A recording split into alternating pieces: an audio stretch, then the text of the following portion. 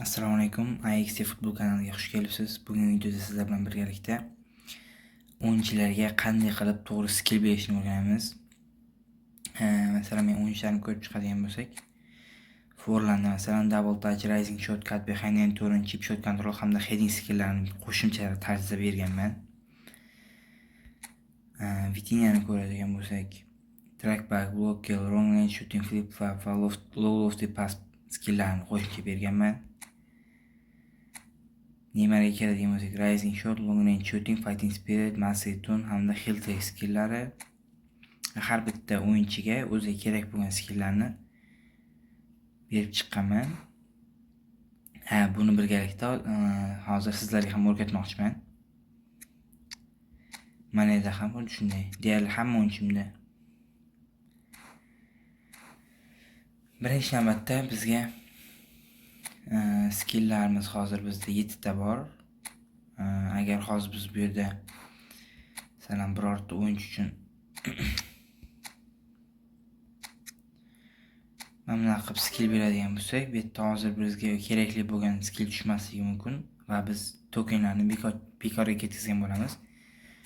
Shuning uchun sizga osonroq va oddiyroq yo'lni ko'rsataman. Bu yerdan standard player bo'limiga o'tib olamiz. Sortdan position qilsangiz ham bo'ladi yoki all rating qisib turib, eng tepadan pastga qarab tanlasangiz ham bo'ladi. Keyin esa positiondan SS tanlasak, birinchida turgan o'yinchi 0 GP ga turibdi. Shunaqa o'yinchi kerak bo'ladi, tekin yoki manbular ham bo'laveradi. Eng muhimi o'zida skill bo'lmashi kerak. Mana bunaqa skill degan joyda birorta skill bo'lmashi kerak. Mana not applicable deb turibdi-ku. Shu joyda hech qanday skill bo'lmashi kerak. Pulli bo'ladimi, tekin bo'ladimi, GP'si. Hamda darvozabon bo'lmasligi kerak. Darvozabondagi skilllarda keyinchalik siz o'zingizni o'yinchilaringizga o'tkaza olmaysiz. Masalan, menda hozir 7 ta skill token bo'lsa, 7 ta olaman.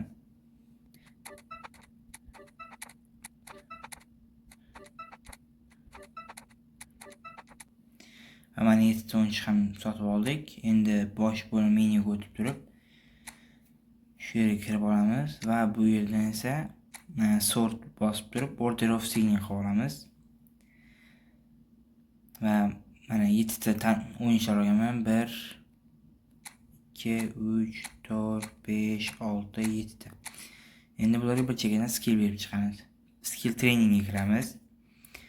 Hamda new play skill qilib turib bitta bosamiz. Masalan, blocker skill tushdi. Bundan chiqamiz. Bunga boshqa skill bermaymiz. Keyingisiga o'tamiz. Undan keyin keyingisiga o'tib turib yana bitta skill beramiz. Bunga esa flip flop tushdi. Yana boshqasiga o'tamiz. Bitta o'yinchiga ikkita skill berib qo'ysak, keyin ularni o'tkazishda muammo bo'lishi mumkin. Bunga esa rabona tushdi. Keyingisiga o'tamiz. Shunaqa har bitta o'yinchiga bittadan skill token berib chiqamiz. Chip shot control. Har bitta o'yinchiga bittadan skill berib chiqamiz. Throw passing.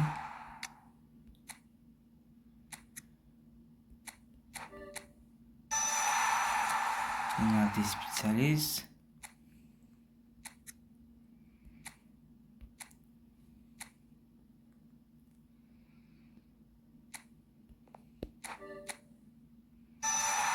Choptu. Ko'rishingiz mumkin, 7 ta o'yinchilarga hammasiga bittadan skill berib oldik. Endi bu skilllarni qanday o'tkazamiz degan savol bo'lishi mumkin. Men ham hozir unga javob berib ketaman. Masalan, menda Zanettiga hozircha throw passing skillni berganman faqat. Unga hozir acrobatic clearance va yana boshqa skilllar kerak bo'ladi. Mana bu yerda player fusion bo'limiga o'tamiz. Filtrga bosamiz. Filtrga bosgandan keyin added skill degan turadi. Added skill deganga bosamiz va o'zimizga kerak bo'lgan skill, masalan, heading. Heading bunda yo'q. Heading skillni bermoqchi bo'lsak, bizda yo'q ekan heading skilli. Buni o'chirib turamiz.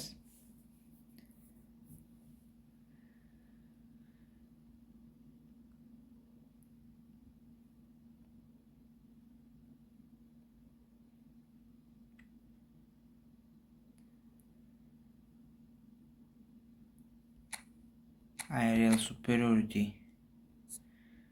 Bu ham yo'q ekan. Acrobatic clearance.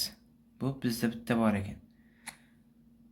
Masalan, bu nextni ko'ramiz. Acrobatic clearance skilli bor, qo'shilgan bitta. Mana bu yerda fusion bossak 257 ming GP evaziga biz acrobatic clearance skillini zanettik o'tkazib oldik.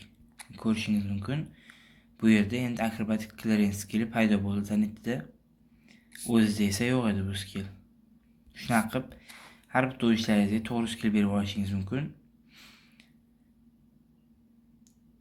Video yoqqan bo'lsa like bosishni hamda kanalga obuna bo'lishni unutmang. Bundan foydali videolar har oldinda. Kuzatganingiz uchun rahmat.